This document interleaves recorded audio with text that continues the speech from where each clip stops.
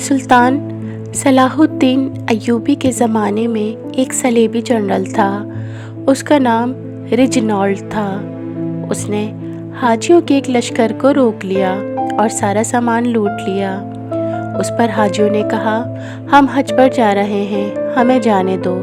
تو اس بدبخت نے کہا، بلاؤ اپنے نبی کو کہ تمہیں آ کر مجھ سے چھڑا لے۔ بس یہ بات صلاح الدین ایوبی تک پہنچ گئی۔ ان دنوں آپ بیمار تھے۔ تب آپ نے دعا کی کہ اے میرے پروردگار، مجھے اس وقت تک موت نہ دینا جب تک اس صلیبی کو اس کے انجام تک نہ پہنچا دوں۔ اللہ نے آپ کی دعا قبول فرمائی اور آپ صحت یاب ہو گئے۔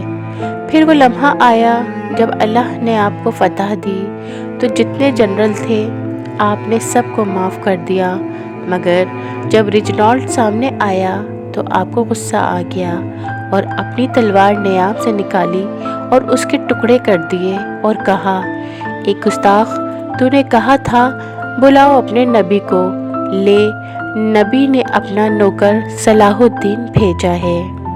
اگر آپ کو یہ میری ویڈیو اچھی لگی ہے تو لائک، شیئر اور سبسکرائب ضرور کر دیجیے گا اور کامنٹس میں ضرور اپنی رائے دیجیے گا۔